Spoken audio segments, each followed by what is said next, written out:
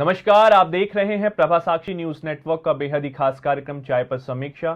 Studio पे मौजूद हैं हमारे साथ प्रभा साक्षी के संपादक नीरज कुमार दुबे जी, जो इस वक्त बातचीत करेंगे कुछ अहम मुद्दों पर, जिनमें जुड़ा हुआ है महंगाई का मुद्दा।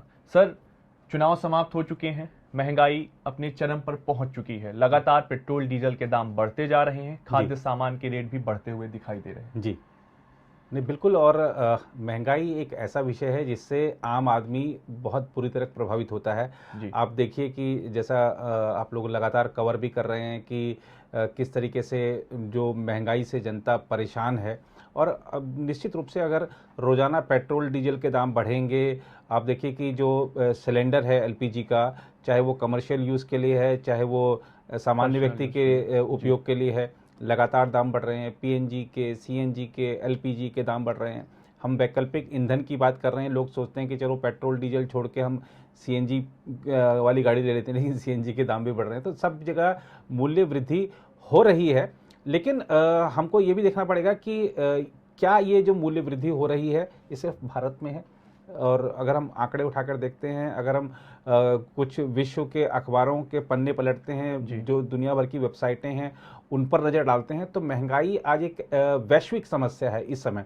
खासतौर पर अगर हम देखें अनुराग जी कि 2 साल बाद महामारी से लगभग निजात पाकर वैश्विक अर्थव्यवस्था अब पटरी पर दौड़ने लगी है, तो कुछ चुनौतियां सामने हैं, क्योंकि लॉकडाउन की वजह से सभी सरकारों के जो रेवेन्यूज़ हैं वो प्रभावित हुए हैं। सरकारों के समक्ष बहुत सारी जिम्मेदारियां खड़ी हो गई हैं। जैसे अगर हम भारत की बात कर लें, भारत में आप देखिए कि सरकार के ऊपर एक जिम्मेदारी ये भी है कि कोविड की दूसरी लहर के दौरान जिस तरह से बहुत सारे बच्चे अनाथ हुए हैं, या जिन लोगों की मृत्यु हुई है, सबको कुछ ना कुछ मुआवजा देना है, उनकी देखभाल करनी है, तो पैसा चाहिए।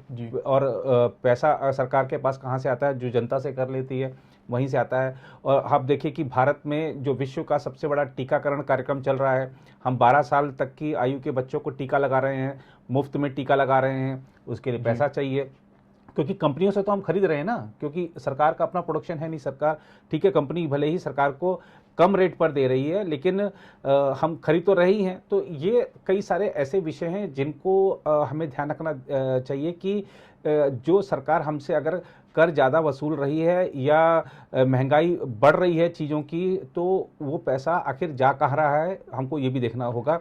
एक चीज़। दूसरी चीज़ ये है कि जैसे मैंने कहा कि जो महंगाई है वैश्विक समस्या है। अब आप देखिए कि अमेरिका से एक दिन पहले खबर आई है कि वहाँ के जो राष्ट्रपति हैं, जो बाइडेन, उन्होंने जो तेल जो रिजर्व में है उसको वहाँ से कुछ रिलीज़ करने के ऑर्डर दिए हैं कि वो मार्केट में आएगा, चरणबद्ध तरीके से आएगा, ताकि मार्केट में तेल ज़्यादा होगा तो वो थोड़ा सा रेट कम होंगे, लोगों को परेशानी कम होगी। आप देखिए कि कनाडा में अभी जो 7 तारीख को वहाँ पे बजट आने वाला है, माना जा रहा है कि कुछ राहत वहाँ पर दी जा सकती है। आपने कहा कि चुनाव खत्म, महंगाई शुरू। अब आप देखिए कि ऑस्ट्रेलिया की में जो महंगाई है वो एकदम रिकॉर्ड तोड़ रही है। वहाँ पर मई में चुनाव है, वहाँ की जो सरकार है वो परेशान है कि ऐसे महंगाई के मौसम में हम चुनाव में जाएंगे तो क्या होगा हमारा। तो वहाँ पे कुछ करों में रियायतें दी गई हैं। तुर्की के राष्ट्रपति की खबर पढ़ रहा था मैं, उन्होंने भी कुछ करों में रियायतें दी हैं। तो ऐसा जो सभी सरकारें हैं वो अपने अपने स्तर पर रियायतें दे रही हैं, और रियायतें देने के में भी सरकारों के हाथ बंधे हुए हैं। अब आप देखिए कि जो रशिया यूक्रेन की लड़ाई चल रही है, अब हम जो किसी भी देश की अर्थव्यवस्था है तो वो सिर्फ उस देश की अर्थव्यवस्था सिर्फ अपने बलबूते आगे नहीं बढ़ सकती है। वैश्विक अर्थव्यवस्था से सब चीज़ें, सब देश जुड़े हुए हैं। तो अब जो सप्लाई चेन बाधित हुई है, वहाँ पर जो तेल का संकट पैदा हो गया है, क्योंकि व्यापार आप किस में करेंगे, रूबल में करेंगे, डॉलर में करेंगे, वो लेकर एक लड़ाई है। तो ऐसे बहुत सारी चीज़ें हैं जो ऊर्जा का संकट जिसने खड़ा कर दिया है। आप दुनिया के किसी भी देश का आप ऑनलाइन वेबसाइट देख लीजिए, सब जगह महंगाई इस समय सबसे बड़ी समस्या है। महामारी गई, आपने कहा ना चुनाव खत्म, महंगाई शुरू, लेकिन मुझे ऐसा, अगर मैंने दुनिया भर की जो वेबसाइटें देखी उसके बाद मुझे ऐसा लगता है महामारी खत्म, महंगाई शुरू। महंगाई इस समय जो है उससे, अब जैसे मैंने आपको कहा कि बहुत सारी सरकारें अपने अपने स्तर पर प्रयास कर रही हैं। भारत सरकार को भी प्रयास करना चाहिए, लेकिन हम ये भी नहीं कह सकते कि भारत सरकार ने प्रयास नहीं किया। देखिए, आम आदमी भूखा नहीं सोए, इसके लिए जो प्रधानमंत्री गरीब कल्याण अन्न योजना है उसका दायरा सितंबर तक के लिए बढ़ा दिया गया है कि कम से कम वो उसको अनाज मिलता रहे। वो भूखा नहीं सोए।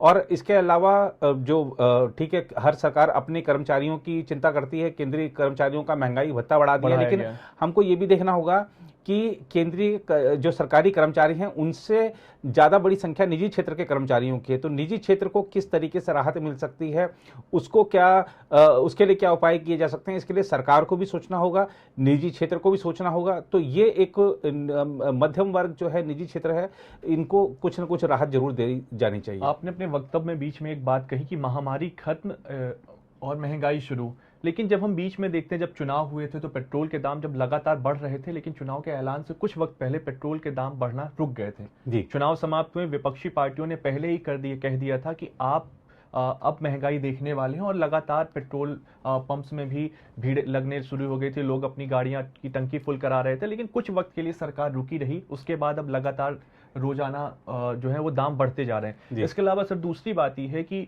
जो मिडिल क्लास है उसके लिए उस पर सबसे ज्यादा बोझ पड़ रहा है इन दिनों, क्योंकि जो मध्यम वर्ग के नीचे के लोग हैं, यानी गरीब लोग हैं, उनके लिए सरकार की तरह तरह की योजनाएं हैं और उसके जरिए से उन्हें कुछ ना कुछ लाभ मिलता जा रहा है, और अमीर लोगों पर इसका ज्यादा असर नहीं पड़ता। तो मध्यम वर्ग के लिए अब क्या कुछ रास्ते अपनाने चाहिए सरकार को? इस नहीं, देखिए, आपने जैसे 2-3 चीज़ें कही कि ठीक आपने बिल्कुल कहा कि लगभग 3 साढ़े 3 महीने तक पेट्रोल डीजल के दाम स्थिर रहे, और आपने ये भी कहा कि विपक्ष ये बात कह रहा था कि चुनाव खत्म होंगे और ये तेल के दाम बढ़ने शुरू होंगे। विपक्ष ने ऐसा क्यों कहा? विपक्ष ने ऐसा इसलिए कहा क्योंकि जब वो सत्ता में थे तब भी ऐसा ही होता था। तो ये देश का दुर्भाग्य है कि हमारे यहाँ पर चीज़ों को राजनीतिक नज़रिए से देखा जाता है, और राजनीति ही सब कुछ है। जब कांग्रेस सत्ता में थी तब भी जब चुनाव होते थे तब दाम नहीं बढ़ते थे या दाम कम हो जाते थे, जब चुनाव हो जाते थे उसके बाद तेल के दाम बढ़ने लगते थे। अब बीजेपी सत्ता में है तो भी वही हो रहा था, इसलिए बड़े विश्वास के साथ उन्होंने कहा था कि जब चुनाव खत्म होने दीजिए, तेल के दाम बढ़ेंगे। क्योंकि कांग्रेस भी जानती है, विपक्ष जो केंद्र में जो राज कर चुका है वो जानता है कि जो पेट्रोलियम कंपनियां हैं उनको हम बहुत दिन तक नुकसान नहीं सहने दे सकते, क्योंकि एक किसी भी वरना वो चरमरा जाएंगी, कंपनियां चरमरा जाएंगी। अब देखिए कि उनका जो घाटा है वो लगातार बढ़ता जा रहा था तेल कंपनियों का, क्योंकि बाहर से महंगे में खरीद रही हैं, फिर उसकी जो प्रोसेसिंग होती है, कई सारी चीज़ें उसमें शामिल होती हैं, तमाम तरह के जो उसमें टैक्सेस होते हैं। तो वो सब चीज़ें थी कि उनको लागत से कम पर अगर आप कोई सामान दोगे तो आप ज़्यादा दिन तक वो चीज़ें नहीं सर सकते हैं। तो ठीक है कि वो अब लगातार जिस तरीके से आप देख रहे हैं कि पिछले 10 दिन से लगातार वहाँ पर पेट्रोल डीजल के दाम में वृद्धि हो रही है। अभी माना जा रहा है कि ये क्रम हो सकता है कि 10 दिन और रहे, क्योंकि जब तक वो उस लेवल पे नहीं आ जाते कि उनको नुकसान नहीं हो रहा तब तक वो बढ़ाते रहेंगे। तो ये जो चीज़ है राजनीतिक हैं। आज जो सत्ता में है उन पर विपक्ष आरोप लगा रहा है, लेकिन जब विपक्ष सत्ता में था तब वो भी ऐसे ही करता था, और ये क्रम मुझे लगता नहीं कि शायद आगे भी बदलने वाला है। जो भी सत्ता में आएगा वो ऐसा करेगा ही। आपने कहा कि मध्यम वर्ग की जो समस्या है, अगर हम देखें तो महंगाई सबसे बड़ी समस्या मध्यम वर्ग के लिए ही है, क्योंकि जो अमीर है उसको फर्क नहीं पड़ रहा है, जो गरीब है वो सरकारी योजनाओं का लाभ ले रहा है, और उसने अपनी एक मानसिकता ऐसी बना ली है। ठीक है कि ये बात कहनी नहीं चाहिए, लेकिन हम चूंकि चुनाव में जब जाते हैं तो देखते हैं चीज़ें, और उस चीज़ को व्यक्त कर रहे हैं कि कई लोग ऐसे हैं देश में जिन्होंने मानसिकता अपनी बना ली है कि हमको सिर्फ सरकारी योजनाओं का लाभ लेते रहना है, हमारा जीवन उसी में गुजर जाएगा।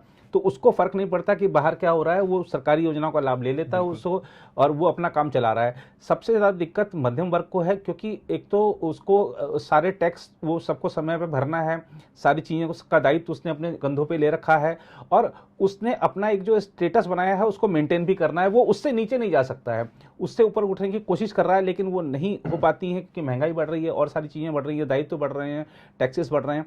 तो उसको मेंटेन करने के लिए वो कुछ चीज़ें ईएमआई पर लेता है, कुछ चीज़ें जो बाजार से, अब कार्ड का ज़माना है, बहुत सारी चीज़ें हैं, आपको पैसा पहले मिल जाता है, तो उस चक्कर में वो बेचारा जंजाल में फंसता चला जाता है। निश्चित रूप से मध्यम वर्ग को अगर हम देखते हैं कि सरकार भी जब बजट पेश करती है तो उनको खाली थैंक यू बोल देती है, तो थैंक यू से थोड़ा आगे बढ़कर करना चाहिए मध्यम वर्ग के लिए। आपने तमाम बातें बताई, और अंततः आपने जब कांग्रेस का जिक्र किया तो मेरा आखिरी सवाल आपसे ये है कि अब जो विपक्षी पार्टियां हैं उनकी आगे की रणनीति क्या होगी, क्योंकि अब राज्यसभा में भी भाजपा का आंकड़ा 100 तक पहुंच चुका है, और ऐसे में अब विपक्ष क्या कुछ रणनीति अपनाएगा अभी हाल ही में MK स्टालिन जो है वो दिल्ली में आए हुए हैं और वो भी विपक्षी पार्टियों के नेताओं से मुलाकात कर रहे हैं। जी देखिए, जैसा कि माना जा रहा था कि जो 5 राज्यों के विधानसभा चुनाव हैं, ये केंद्र की राजनीति को नई दिशा और दशा प्रदान कर सकते हैं और वो परिणाम आने के बाद वो लग भी ऐसे रहा है। अब आप देखिए कि जो 2024 की रेस है वो शुरू हो चुकी है और इस रेस का बिगुल बजा दिया है प्रधानमंत्री नरेंद्र मोदी ने। उन्होंने 10 मार्च को जब परिणाम आए तो उन्होंने खुद कहा था अपने संबोधन में, जो बीजेपी ऑफिस में कार्यकर्ताओं के बीच थे, तो उन्होंने कहा था कि जिस तरीके से 2017 के जो चुनाव परिणाम थे उसको लोगों ने मान लिया था कि ये 2019 के परिणामों का एक सेमीफाइनल है, तो इसी तरह से आप ये जो 2022 के परिणाम है इसको 2024 का भी मान लीजिए। तो अब 2024 का जो रेस वो शुरू हो चुकी है। इस रेस में विपक्ष का नेता, देखिए सत्ता पक्ष का नेता कौन होगा ये तो तय है, उसमें कहीं कोई विवाद की स्थिति नहीं है। वो बीजेपी की तरफ से पीएम कैंडिडेट वही मोदी जी रहने वाले हैं, एनडीए की तरफ से वही रहने वाले हैं। सवाल यह है कि विपक्ष की तरफ से पीएम कैंडिडेट कौन होगा, उसके लिए रेस शुरू हो गई है। अब आप देखिए कि उस रेस में जो कांग्रेस है वो अपने कारणों से पिछड़ती जा रही है, क्योंकि आप देखिए कि पंजाब भी उसके हाथ से चला गया है। और सवाल ये है कि जो आप अगले साल जब छत्तीसगढ़ में, मध्य प्रदेश में और राजस्थान में विधानसभा चुनाव होने हैं, तो इन 3 में से 2 में कांग्रेस की सरकार है और यही 2 राज्य उसके पास है जो अपने बलबूते वहां पर वो है। अगर 2023 में अगर छत्तीसगढ़ और राजस्थान भी कांग्रेस के हाथ से चला जाता तो 2024 उसके लिए बहुत मुश्किल हो जाएगा। और इसीलिए जो विपक्ष है, विपक्ष के जो अन्य दल हैं, उनमें भी एक दौड़ शुरू हो गई है कि हम समय रहते क्यों ना हम आगे निकल जाएं। और इस रेस में आप देखिए कि लोग दूसरे से आगे निकलने की कोशिश कर रहे हैं, लेकिन अगर हम फिलहाल देखें तो अरविंद केजरीवाल इस रेस में सबसे ज्यादा आगे नजर आ रहे हैं, क्योंकि एक तो कांग्रेस के बाद आम आदमी पार्टी ऐसी है जिसके की 2 राज्यों में सरकार है। और सबसे अभी अगर हम बात कर रहे हैं जो देखिए रेस में आना चाह रहे हैं, उसमें ममता बनर्जी हैं, शरद पवार हैं। शरद पवार ने अभी दिल्ली में 2 दिन पहले एक बड़ा सम्मेलन किया एनसीपी का, अल्पसंख्यक विभाग का। जो एनसीपी का स्थापना दिवस है उस पर एक दिल्ली में बड़ा कार्यक्रम रखा जा रहा है, तो दिल्ली में सब अपनी ताकत दिखाना चाह रहे हैं। ममता बनर्जी संसद सत्र की शुरुआत से ठीक पहले दिल्ली आती हैं और संसद में क्या रणनीति रहेगी पार्टी की उसको डिसाइड करती हैं। केसीआर का आपने जिक्र किया, वो जाके उद्धव ठाकरे से मिलकर आए हैं। उद्धव ठाकरे भी कह चुके हैं कि हम दिल्ली में अपनी प्रभावी भूमिका चाहते हैं। कई सारे लोग हैं, लेकिन आम आदमी पार्टी ने क्योंकि कई राज्यों में चुनाव लड़ा और ठीक है कि बहुत अच्छा प्रदर्शन नहीं रहा, लेकिन पूरी मेहनत के साथ लड़ा है और इस पार्टी के साथ खासतौर पे युवा वर्ग जुड़ रहा है। गुजरात में अच्छा प्रदर्शन था नगर निगम चुनाव में, सूरत नगर निगम चुनाव में आम आदमी पार्टी का। आज अरविंद केजरीवाल वहां पर पहुंचे भी हैं 2 दिन के दौरे पर और उनके साथ भगवंत मान भी हैं। हिमाचल प्रदेश में आम आदमी पार्टी लड़ने जा रही है, राजस्थान में लड़ने जा रही, तो ये अपने संगठन का ढांचा खड़ा कर रहे हैं। और आप देख लीजिए कि टीएमसी क्योंकि एक ही राज्य में सत्ता में है, केसीआर एक ही राज्य में सत्ता में है, दूसरे किसी राज्य में लोग लड़ते हैं तो अगर उनका आप देखिए टीएमसी लड़ी लेकिन उसका हश्र क्या हुआ, लेकिन आम आदमी पार्टी लड़ी, उसने पंजाब में अपनी सरकार बना ली, गोवा में 2 विधायक बना लिए, सूरत गुजरात में वो नगर निगम में आ गए। तो हमको ये देखना पड़ेगा कि ठीक है रेस में जो जो लोग शामिल है क्या किसी अन्य राज्य में उनके पास कुछ है, तो उसमें अगर हम देखते हैं तो आम आदमी पार्टी के पास कुछ है। इसलिए मुझे लगता है कि वो आगे आना चाहते हैं अरविंद केजरीवाल, और स्वाभाविक रूप से अब उन्होंने यूपीए में देखिए एक तो क्या है कि वो उन्होंने कांग्रेस का स्पेस जो है वो लेते जा रहे हैं धीरे धीरे राज्यों में, केंद्र में भी एक दिन ले लेंगे अगर यही क्रम जारी रहा। अब यूपीए में सेंध लगानी उन्होंने शुरू कर दी है। जो अगर हम देखें यूपीए में जो शामिल जो खासतौर पर प्रमुख दल हैं, झारखंड की बात कर लेते हैं, हेमंत सोरेन दिल्ली सरकार का दिल्ली का जो मॉडल है उस मॉडल को झारखंड में लागू करने की कोशिश कर रहे हैं और वो कॉपी करने की, वो कहते हैं कि ठीक है मेरे को जो मोहल्ला क्लिनिक है या जो और केजरीवाल जी की योजनाएं हैं मैं झारखंड में लागू करूंगा, वो खुलेआम कह रहे हैं। MK स्टालिन आए हैं, वो मोहल्ला क्लिनिक गए हैं, दिल्ली सरकार के स्कूल देखकर आए हैं।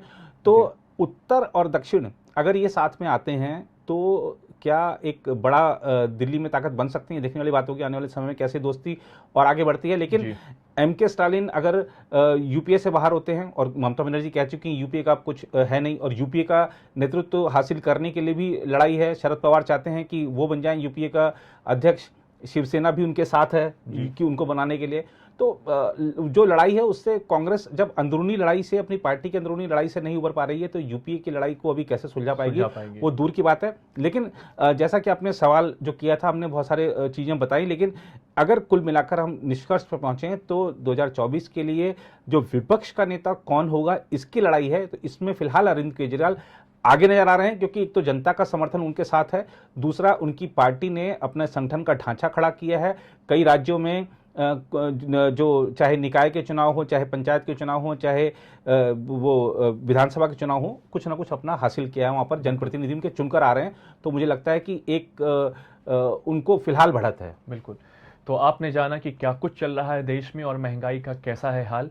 आज के लिए बस इतना ही। अगले हफ्ते फिर आपसे साथ होगी मुलाकात। तब तक हमें यानी कि अनुराग गुप्ता और प्रभा साक्षी के संपादक नीरज कुमार दुबे जी को दीजिए इजाजत। नमस्कार। नमस्कार। अगर आप भी लेना चाहते हैं देश दुनिया की तमाम जानकारी तो आज ही सब्सक्राइब करें हमारे चैनल को। साथ ही नीचे दिए बेल आइकन को जरूर दबाएं ताकि हर अपडेट आप तक पहुंच सके।